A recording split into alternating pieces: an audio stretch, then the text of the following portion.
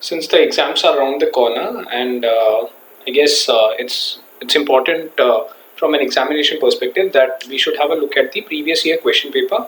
Ideally, I'm discussing it not because of the fact that these questions will be surely coming in the exams, but I genuinely feel that if you just run through these questions, maybe you'll get an idea of as to what are the pattern of questions that you'll be getting, and that would give you an idea also to how to approach the questions, right?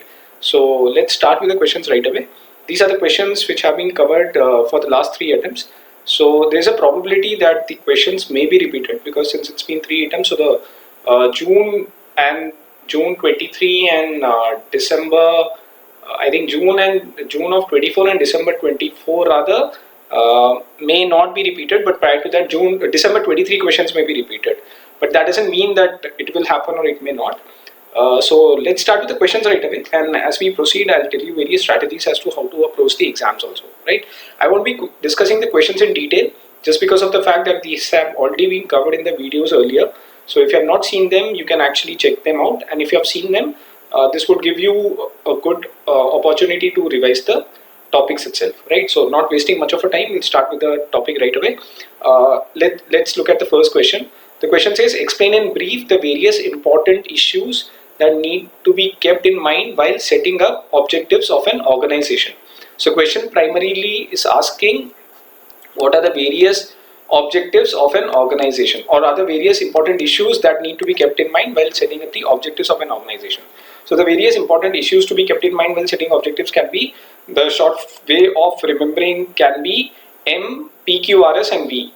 So M and V you remember, PQRS is basically a sequence, so more easier for you to remember. So that's how I actually recollect it. So if you have a better way, you can actually opt that. So what does M stands for? M stands for multiplicity.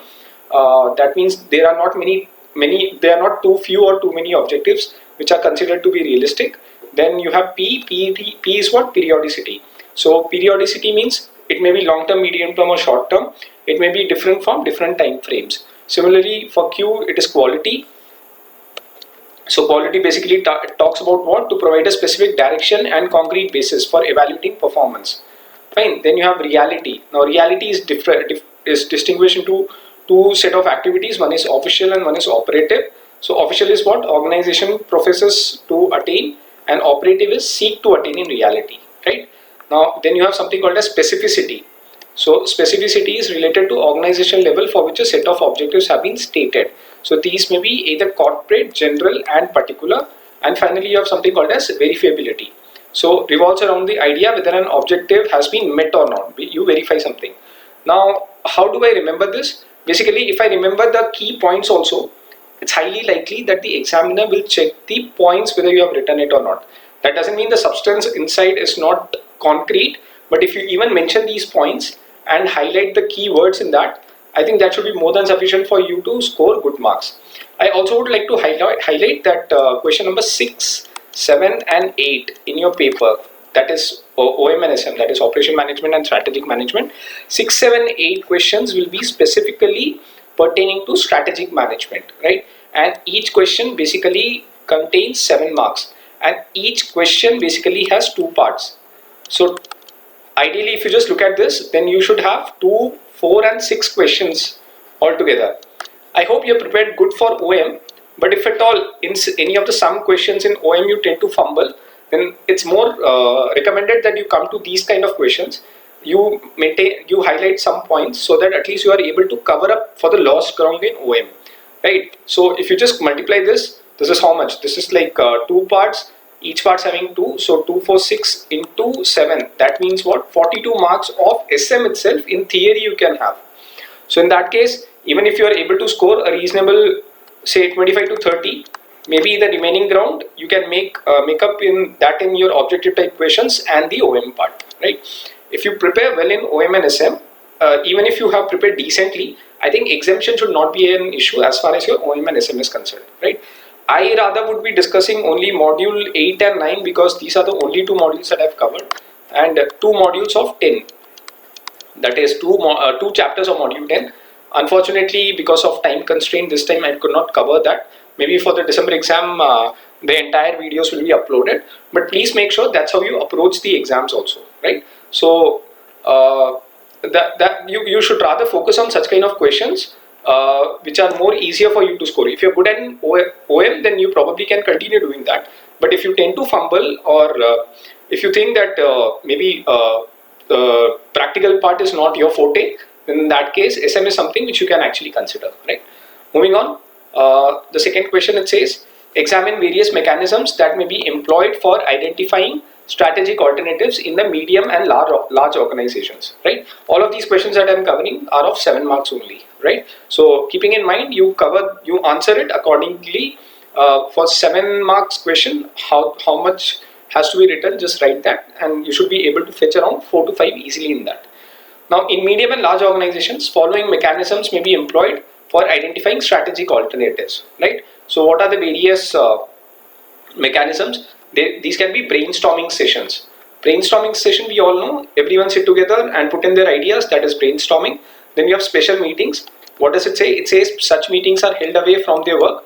That is usually in a hotel, right? It's not conducted within the office premises. Basically, you go to some kind of resort and you basically have a weekend or probably a full week, and you conduct special meetings over there, right? Then you have outside consultants who can give you an idea as to what are the various strategies that you can adapt, or rather various alternative strategies that you can adopt, or you can even have joint meetings. So it says alternatives can also be generated by hiring services of a consultant and also associate some internal members in the process. That means it's a culmination of both the official staff as well as the outside consultants. So this is how you're supposed to write the answer for various mechanisms for employing, for identifying strategic alternatives in the medium and large organizations, right? So this diagram, if you just remember, that should be more than sufficient for you to answer the question. So if I say, and if the question asks you what are the various mechanisms that may be employed for identifying strategic alternatives in the medium and large organizations, just answer these. One is brainstorming sessions. It says encourages diverse ideas without immediate evaluation. Then special meetings, which says provides an uninterrupted environment for in-depth discussion, right? Generally, remember, special meetings are generally done outside the office premises. It can be a resort or any kind of hotel outside your office environment. Then outside consultants, what they do is they offer you fresh objectives or the perspectives, and you basically have joint meetings that is combine both external and the internal insights. So external is the outside consultants, and the internal can be your own staff. So if you just jot down these points, all these 4 points, and just elaborate it a bit, I think you should be able to fetch marks in it. Fine. Okay, then moving on, the value chain describes the category of activities within and around an organization which create a product or service. In this context, demonstrate the activities involved in value chain of an organization. So you can see the question primarily concentrates on what? Value chain. So ideally, when a topic is being given, then it's good to elaborate on that particular topic first. So you're talking about value chain, so you should define what is exactly a value chain, right? So we all know that categories of activities within and around an organization which together create a product or service. This concept was created by Michael Porter. It's good if you remember the name. That can give you added advantage, or it can give you brownie points rather. It refers to an idea that a company's chain of activities that transforms inputs into outputs that customers value. Fine. Now activities can basically be divided into 2 types. What are these 2 types? One is the primary and one is the secondary or the support activities. Fine. What are the primary activities? Primary activities are basically the ones which are directly concerned with the creation or delivery of a product or service. Fine. Example can be, for manufacturing business, primary activities are as follows. So these basically are in sequence. What is the sequence like? One is the inbound logistics. That means they are concerned with receiving, storing and distributing inputs to product or service. So basically procurement of inputs is basically the first part, and that is the inbound logistics. I'm sorry for the spelling. Then the second one is what? Operation. Once you have the inputs, what you would do, you would rather go and create a final product or service. So this includes what? This basically includes packaging, assembling or testing. So first is inbound logistics, second one is operations. So once your product is ready, then what you would do, you would take the services of outbound logistics. What they will do is, they will collect, store and distribute the product to customers. This can be through warehousing, materials handling, distribution, etc. Right? Then after that, what you would do, after taking that, you would do marketing and sales. So means through which consumers are made aware of the product or service and are able to purchase it. This includes sales administration, advertising and selling. And finally, you talk about service, that is the after sale services. So this would include activities that enhance or maintain the value of product or service, such as installation, repair, training and spares. So this is the sequence. Primary activities, basically we are talking about how a manufacturing concern would respond to such kind of activities. First of all, they will have an inbound logistics, then operations, then outbound, then marketing and sales, and finally it would be the service part, which would be taking care of the post delivery of the products, right? Then once we speak about the primary activities, now we come to something called as a supporting activity. Now this basically help to improve the effectiveness or efficiency of primary activities. So this basically plays a role of second fiddle, but please do remember that supporting activities are also equally important as the primary activities are. So what basically are the various supporting activities? First is procurement. So process to acquire various resources, inputs from primary activities in different parts of organization, right? Then you talk about technology development. It is concerned with directly with the product or with process or with a particular resource. Then you have HR management. HR management you can elaborate on your own. It can be recruitment or managing of the employees, training, developing or rewarding of people. And finally you talk about what? Infrastructure. So infrastructure is important because formal systems of planning, finance, quality control, information management and structures and routines that are part of organization culture. So these all things are covered under the infrastructure part, right? So primary and secondary activities, if you just remember these points, that's more than sufficient for you to frame your answer accordingly. Fine. Then you come to the fourth question. What does this talks about? It says strategic management involves a greater scope than that of any area of operational management. In this context, align the objectives of strategic management. You'll be given a statement. Don't get worried about that. Just see exactly what question is asking you. So try to understand the crux of the question. So this statement is more or less not that of a relevance. Eventually what he's asking is, what are the objectives of a strategic management? So you basically have to elaborate on the objectives of strategic management, and that should be more than sufficient, right? Now, if you have seen my videos before, I would have explained this with the help of a diagram. So let's look at the diagram directly. You will get an idea as to what are the various objectives of strategic management. First of all, it enhances organizational performance. This is for what? For achieving growth and efficiency. Then adapt to the dynamic environment. Dynamic means what? Ever changing. Fine. So it responds to the market changes. Fine. Then you foster innovation. Foster means you basically boost innovation. Then how can that be done? By developing creative strategies. Then you meet the stakeholder needs. That means the various shareholders or the customers or the employees, both internal as well as the external people, you basically take care of them. So whatever their needs is, if you're catering to it, that becomes an objective of a strategic management. So addressing customer and stakeholder demands. And finally, identifying and creating opportunities. So exploiting and generating new possibilities. So if I talk about objectives of strategic management, it can be enhance organizational performance, adapting to the dynamic environment, foster innovation, meet stakeholder needs, identify and create opportunities. If you want to read it in detail, I've already covered it in my video on the objectives, so you can have a look at that. But just for the revision purpose, if you just look at these points, that's more than sufficient, right? Moving on, what are the or identify the key drives for change that helps managers focus on PESTLE factors. So for that, you should be knowing the full form of PESTLE that are most important and which must be addressed as the highest priority. Justify the statement with the help of a PESTLE framework. So if you just simply explain PESTLE, that should be more than sufficient. So as I said, your statement may not be as relevant. If you are able to recollect everything, then that is fine. If you are not able to, at least pertaining to that topic, whatever you can understand or whatever you can recollect, just reproduce it, and rather that could fetch you some amount of good marks. Fine. So what exactly is PESTLE? PESTLE is nothing but it is political, economical, social, technological, environmental and legal. Fine. So when I talk about political, what is it exactly? That processes or shapes society's law. That is basically political. Fine. Then you come to the economic. Economic here defines what? Macroeconomic forces. So what exactly is macroeconomic? So when you look at the bigger picture, that is basically a macroeconomic. So it affects the general health and well-being of the nation or the regional economy. Fine. In this, the there are four important factors that have a very pivotal role to play. Now, what are these four factors? One is the growth rate of economy. Second is interest rate. Third is currency exchange rates. And finally, inflation or deflation rate. So when I'm talking about macroeconomic forces, just remember four things. One is the growth. Fine. then you talk about the interest rate, then currency exchange rate, and the inflation or deflation rate. So 3 rates you need to remember, and one is the growth rate. Fine. So growth, interest, currency exchange, and inflation and deflation. These are 4 important factors as far as the macroeconomic forces are concerned. Then you come to the social influences. That means the changing cultures and the demography. So population is a very good example of explaining what exactly a social influence has an impact as far as the pestle is concerned. Then you talk about technological. Now when it comes to technological, you can talk about AI, internet, nanotechnology, or the rise of new composite materials.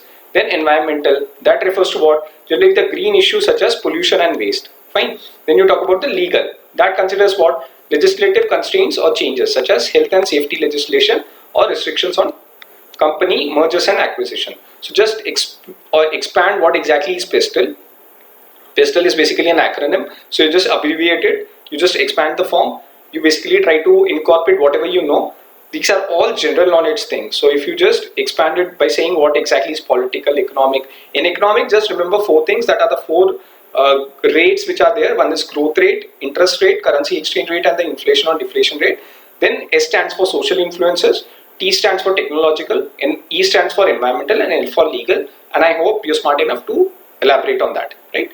Then moving on, analyze the techniques that can help to improve strategic decision making, right? Now this is very specific, so you should know what exactly are the various techniques of improving strategic decision making. Already covered in detail. Have a look at my video. If you have seen, then that's great. So what are the 4 things that are basically covered?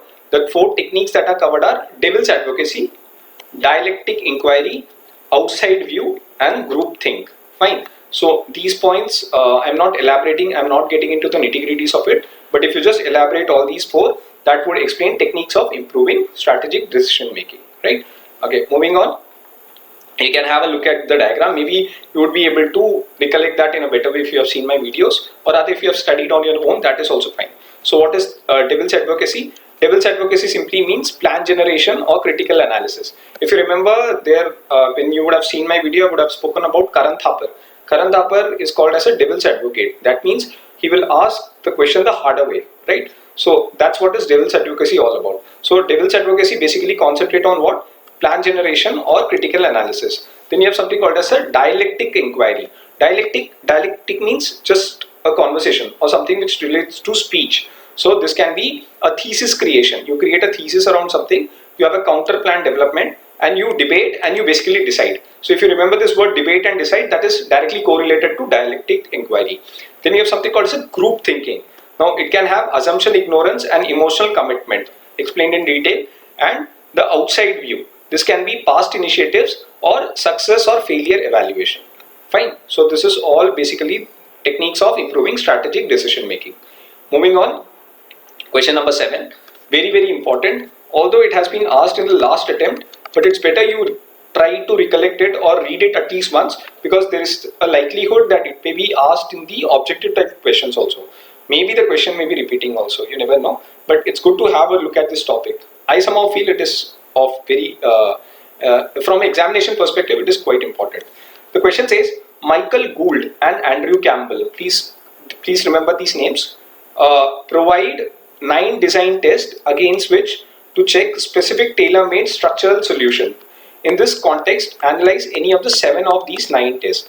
I have devised a technique wherein I can remember all 9 easily because I have a short form for that. So try to remember all 9 if you can, that would be well and great. If not, since the question is asking only for 7, so even if you remember all 7, writing 7 will be relatively easier for you.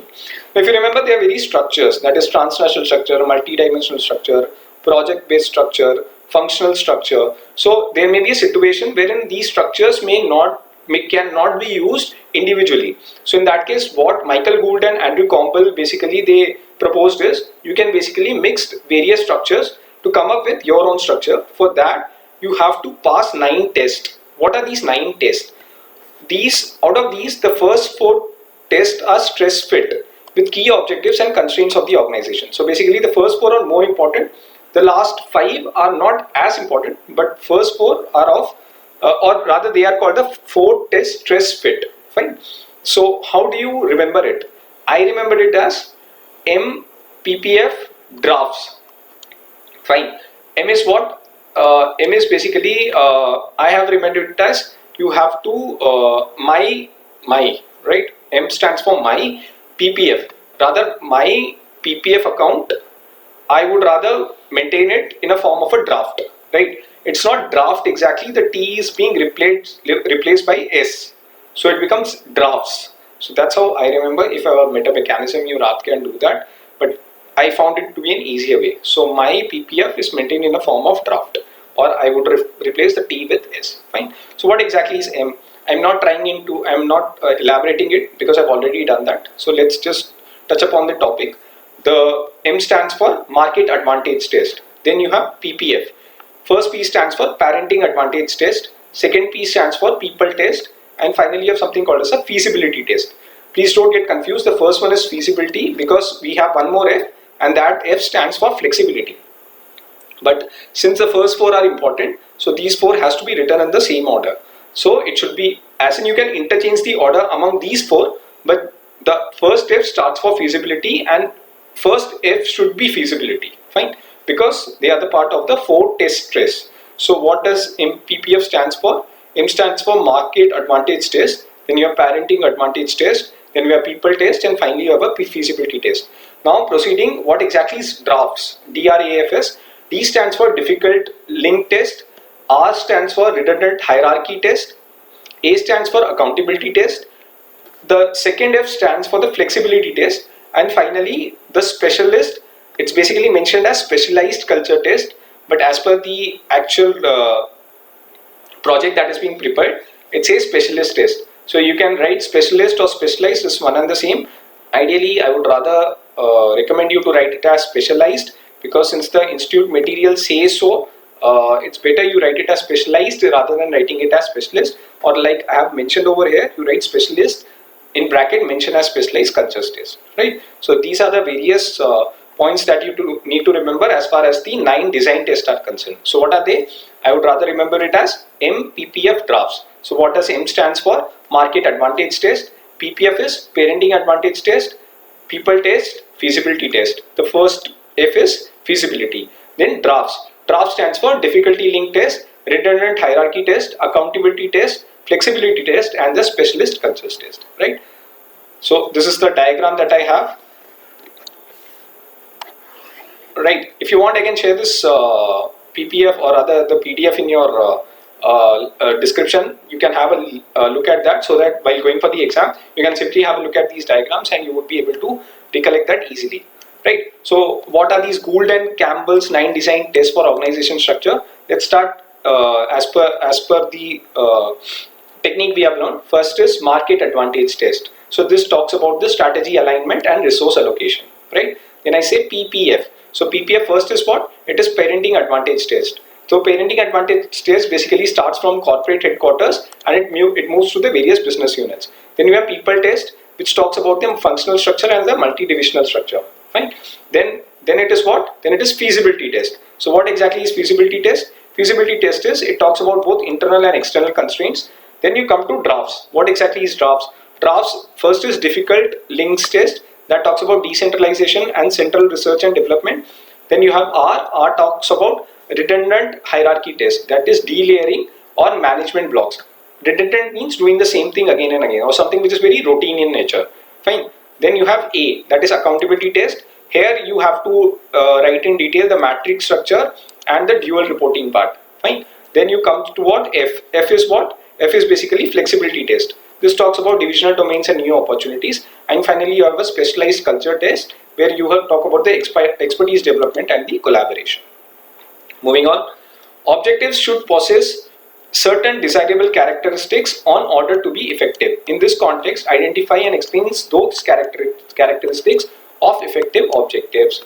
Right. So when I talk about characteristics of effective objectives, I basically remember it in a way which says U SMART. That is U SMART. Fine. So what exactly U SMART stands for? U stands for understandable. S stands for specific. In S, you have basically questions that needs to be answered. So these basically are 5 set of questions. One is what organization wants to achieve, what exactly the company wants to achieve, or why the company wants to achieve rather. So what, why, then who are the people involved in the process, then where it wants to achieve, and which are the resources and constraints that needs to be identified. So if you just remember these questions, that is what, why, who, where and which, you should be able to elaborate on specific. Then you have measurable, SMART, measurable, SMART. So S was specific, now M is for measurable. Measurable means what? Everything, every objective should basically be precise and measurable. Fine. Then attainable, it must be challenging but attainable, and finally it should be relevant, must be linked to overall mission and vision of the organization. Right. So this is what is U-SMART all about. Moving on, identify and analyze the 5 main steps involved in formal strategic planning process. So formal strategic planning process basically have how many steps? They have 5 main steps. Please don't worry, these 5 steps are very much in order. So if you just read it once, you would be able to gather it easily. First one is what? You basically select the corporate mission and major corporate goals. So the first thing that you do is you basically select what? Corporate mission and major corporate goals. Now under mission, you basically have or rather you should elaborate these 4 things when it comes to selecting the corporate mission and the major corporate goals. First is what? Mission. Mission is what? Statements of its reason for existence, why a company is existing. Then you have a vision, that means statement of desired future state, what you intend to achieve. Then third one is what? Statement of the key values that the organization is committed to, and finally the statement of major goals. So what exactly is goal that you intend to achieve? So mission, vision, key values and major goals. These are the key points. If we just elaborate on that, that's more than sufficient. So once you have selected, then the second thing that you do is you analyze the organization external competitive environment to identify opportunities and threats. So you basically analyze